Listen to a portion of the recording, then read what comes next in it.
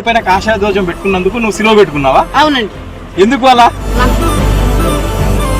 ఏంటి ఇది? యేసుక్రీస్తు రెండవ రాకడకి పెట్టుకున్న సింబల్ లాంటిది అనుకోవచ్చు. బాప్తిస్మం తీసుకున్నావా? లేదండి. తీసుకోలేదు. ప్రభు అంటే నాకు ఇష్టం అండి. అంటే బాప్తిస్మం తీసుకోలేదు? తీసుకోలేదు. ఎందుకంటే నేను సాతాన్లుగా చెప్పడం వల్ల. సాతాన్ కాదమ్మా, మీ తల్లిదండ్రులు సాతాన్లా. నవ్వ మాకు మళ్ళీ. నీకు చర్చిలో ఏం చెప్తారు? వాళ్ళు సైతాన్లు. ఇప్పుడు శివుడు సాతాను, రాముడు సాతాను అని చెప్తాడు. అమ్మా నీకు ఎవరో చెప్తేనే నువ్వు మారినావు కదా, అంతేగాని నీకు యేసు ప్రభు కల్లోకి వచ్చి అంజలి అమ్మ నమ్ముకొని నీకు చెప్పలేదు కదా. కొంతమంది ఏ విధంగా బిహేవ్ చేస్తున్నారో నీకు తెలుసు చర్చిలో, అర్థమైందా? ఇంత ముందులాగా చర్చిలు లేవమ్మ తల్లి. ఏంటి ఇది? యేసుక్రీస్తు రెండవ రాకడకి పెట్టుకున్న సింబల్ లాంటిది అనుకోవచ్చు. నేను ఆంధ్రాలో ఒక ఏరియా నుంచి ఇలా వెళ్తున్నాను.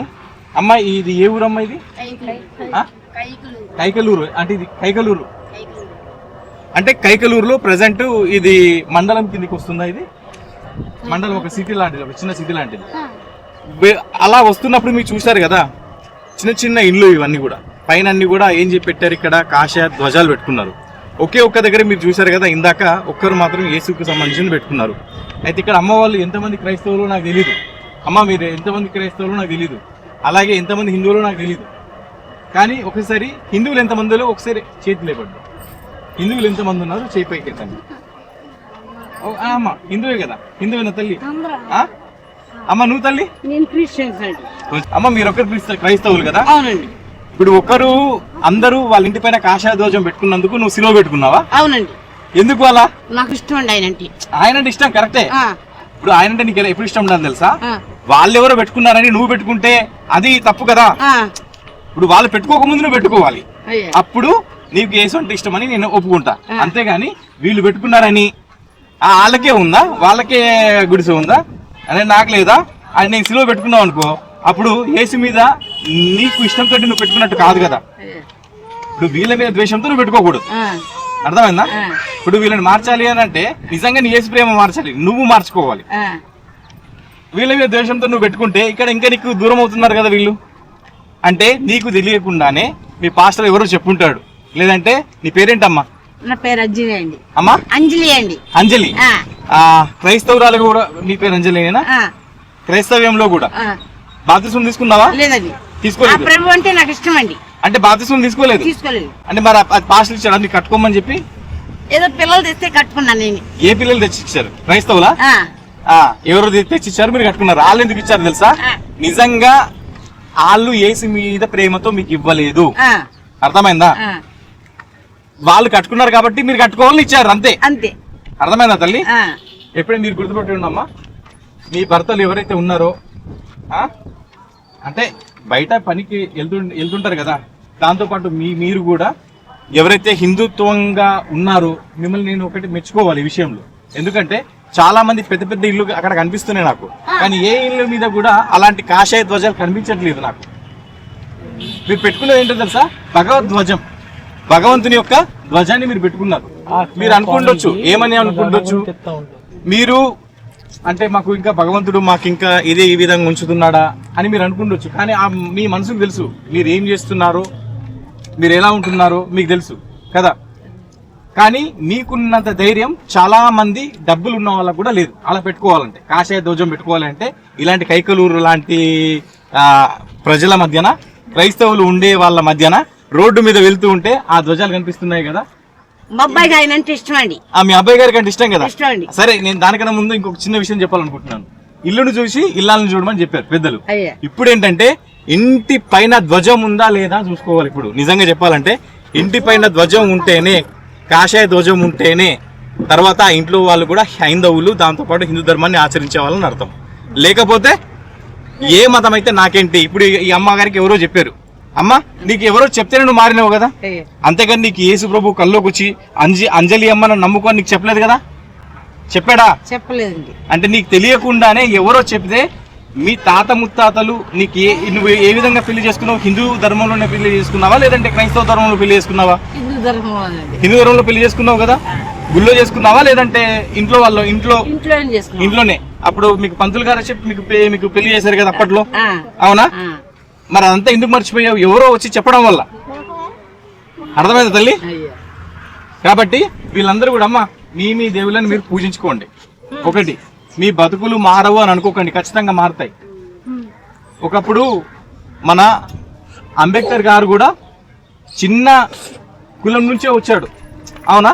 చిన్న కులం పెద్ద కులం ఇప్పుడు ఏం లేవు, అందరి ఒకటే. ఉందా ఇప్పుడు ఏమన్నా అలాంటి ఏమైనా ఉందా? లేదండి. లేదు కదా. ఇప్పుడు అన్ని కులాలు కూడా అందరు ఎవరేమి ఒప్పుకోవట్లేదు, అందరూ పెద్దగా అయిన వాళ్ళు కూడా ఉన్నారు. అర్థమవుతుందమ్మా?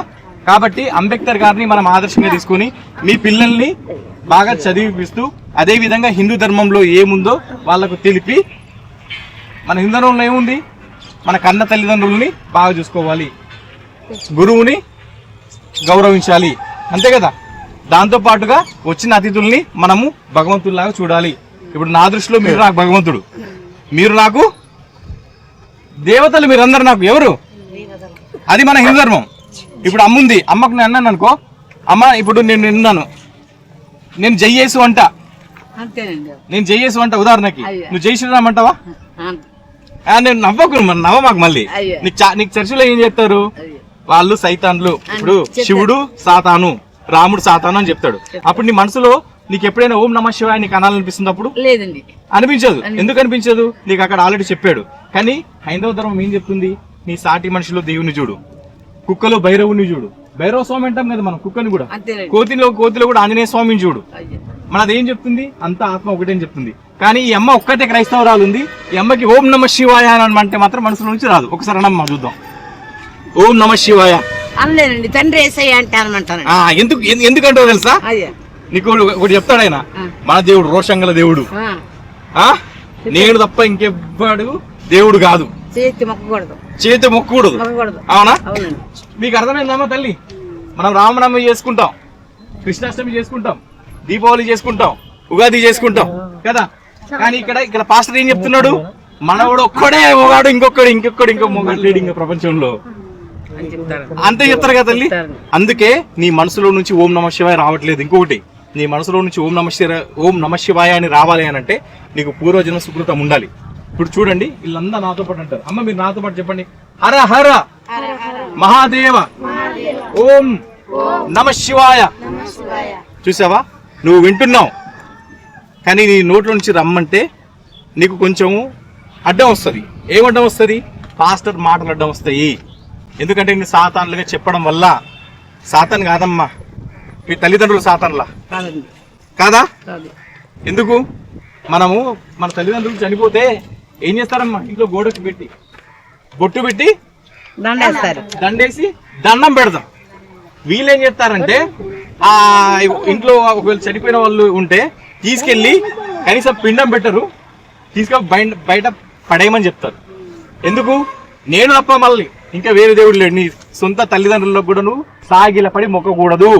ఇప్పుడు ఒకప్పుడు అమ్మ తల్లి నువ్వు నీ అత్తకు నువ్వు కాలు మొక్కిన దానివే, మొక్కలేదా?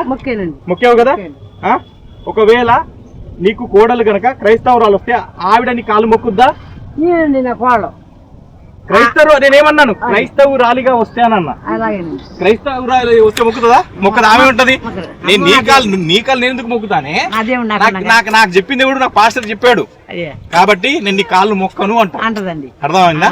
కాబట్టి అర్థం చేసుకో తల్లి, పాస్టర్ చెప్పింది దాంట్లో. ఎందుకంటే నేను ఎందుకు చెప్తున్నాను తెలుసా? ఒకప్పుడు నేను కూడా పాస్టర్ని, 10 సంవత్సరాలు పాస్టర్ గా ఉన్నా, నేను అసిస్టెంట్ పాస్టర్ గా ఉన్నా, బైబిల్ ట్రైనింగ్ చేశా.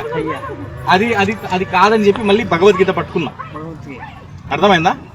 అది ఉంచుకుంటే ఇంకేమవుతుందంటే శ్రమలు ఎక్కువ వస్తాయి. నీకు ఆ విషయం తెలియదు. అర్థమైందా?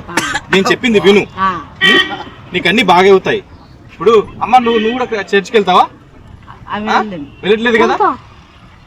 వెళ్తావా? వెళ్ళావు? నిజం చెప్పు, నువ్వు కూడా వెళ్తావు అంటే మీ అత్తమ్మ చెప్పడం వల్ల నువ్వు వెళ్తున్నావు కదా. ఇప్పుడు చూడండి, ఈ వైరస్ ఇప్పుడు ఒకరికి మొన్న కరోనా వైరస్ వచ్చిందా? ఒకరికి వచ్చిన తర్వాత ఏం చేసింది? ఇంకొకరికి వచ్చింది. ఇంకొకరికి వచ్చిన తర్వాత ఏమైంది? ఇంకొకరికి వచ్చింది. ఇక్కడ నుంచి మీకు తెలియకుండానే ఆ పాస్టర్ వచ్చి మిమ్మల్ని కూడా మార్చడం చూస్తాడు. ఏ అమ్మ మీకు ఏమైనా కడుపు నొప్పి ఉందా, మీకు తలనొప్పి ఉందా, మోకాలు నొప్పి ఉందా అని మీకు కూడా ఏం చేస్తాడు? మెల్లిమెల్లిగా లాక్కోవాలని చూస్తాడు. వద్దు, నీ కర్మ ప్రకారం ఎలా జరిగిందో అలా జరుగుతుంది. మనకి మతాలు వద్దు. తల్లి అర్థం చేసుకోమ్మా. చిన్న చిన్న పిల్లలు ఉన్నారు, భవిష్యత్తులో మతాలతో ఏం లేదు, చదువుతో ఉంది. మన ధర్మం కూడా ఏం చెప్తుందంటే చదువుకోమని చెప్తుంది. సరస్వతి చదువుతో సమానం.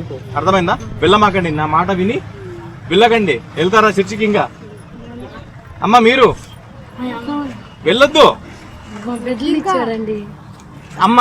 మాకు లేరంటే మా దేవుడు మాకు అనుకున్నవన్నీ ఇచ్చాడండి. మాకు అమ్మ నీ కర్మ ప్రకారంగా నీకు ఖచ్చితంగా ఏది రావాలో ఆ టైంకి వచ్చేస్తుంది. అర్థమైందా?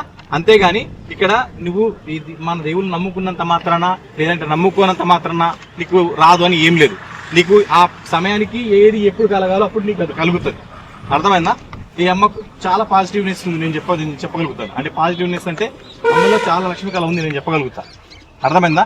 నీది మీరు ఎప్పుడైతే చర్చికి వెళ్తున్నారో అది మెల్లమెల్లిగా చర్చి పాస్టర్కి వెళ్తుంది, కానీ మీకు రావట్లేదు. గుర్తుపెట్టుకోండి, సరేనా? హిందువులు ఎవరున్నారో వాళ్ళందరూ తీసుకోండి. ఇది చెప్పండి నాతో పాటు. జై శ్రీరామ్, హర హర మహాదేవ, శంభో శంకర. ఏం పేరమ్మా తల్లి నీ పేరు? దీవెన. నీకు దీవెన నిజంగా నీ జీవితం రావాలంటే ముందు చర్చిని వదిలిపెట్టు. నీకు ఆల్రెడీ కొన్ని క్యారెక్టర్స్ నీకు తెలుస్తున్నాయి. నీకు చర్చిలో కొంతమంది ఏ విధంగా బిహేవ్ చేస్తున్నారో నీకు తెలుసు చర్చిలో. అర్థమైందా? ఇంత ముందులాగా చర్చికి లేవమ్మా తల్లి. కొంతమంది ఏ విధంగా బిహేవ్ చేస్తున్నారో నీకు తెలుసు చర్చిలో. అర్థమైందా? ఇంత ముందులాగా చర్చికి లేవమ్మా తల్లి. ఒక చర్చికి వెళ్ళిన వాళ్ళు మళ్ళీ చర్చిలు మారుస్తున్నారు. మీరు గమనిస్తున్నారు ఎప్పుడైనా? అవునా అమ్మ? మీరు శివాలయం వెళ్ళి మళ్ళీ అది శివాలయం వెళ్తున్నారు, కానీ వీళ్ళు మాత్రము ఒక చర్చికి వెళ్ళి ఇంకో చర్చికి వెళ్ళట్లేదు. ఎన్ని మార్చారు మీకు మీ మనసు మీరు అడుక్కోండి ఒక్కసారి. ఎన్ని చర్చలు మార్చావు నీకు తెలుసు? ఇప్పటికి మార్చావు లేదా? మార్చావు నాకు తెలుసు, ఎందుకంటే నేను కూడా మార్చాను కాబట్టి. అర్థమైందా? చర్చిలో వ్యక్తిత్వాలు బాగలేవు, చర్చిలో వచ్చే వాళ్ళు బాగలేరు. వాళ్ళు వేరే చూపుతో వస్తున్నారు, వేరే దృష్టిలో వస్తున్నారు. మేము ఆలయంకి వెళ్తాం, దేవుని దండం పెట్టుకుంటాం, బయటకు వస్తాం. అక్కడ చర్చిలో 4 గంటలు నీకేం పని చెప్పు? మన ఆడపిల్లలు మనం కాపాడుకోవాలా లేదా? మనం రక్షించుకోవాలా లేదా? వేరే వాళ్ళ కళ్ళు పడుతున్నాయి, అలాంటివి మనకు వద్దు, సరేనా? అమ్మ తల్లి చెప్పు. హరే రామ హరే రామ రామ రామ హరే హరే, హరే కృష్ణ హరే కృష్ణ కృష్ణ కృష్ణ హరే హరే. చూడండి, తల్లి పేరు దీవెన భవిష్యత్తులో బహుగా దీవించబడుతుంది. ఇది నా వాక్కు. ఖచ్చితంగా అమ్మ తల్లి చూడు, నేను నెక్స్ట్ టైం వస్తాను కదా, నువ్వు ఇట్లా విద్యల పైన ఉంటావు. ఈ మాట మాత్రం గుర్తుపెట్టుకో. నేను చెప్పింది ఇప్పటివరకు చెప్పినట్టు జరిగింది, ఇది కూడా జరుగుతుంది. అర్థమైందా?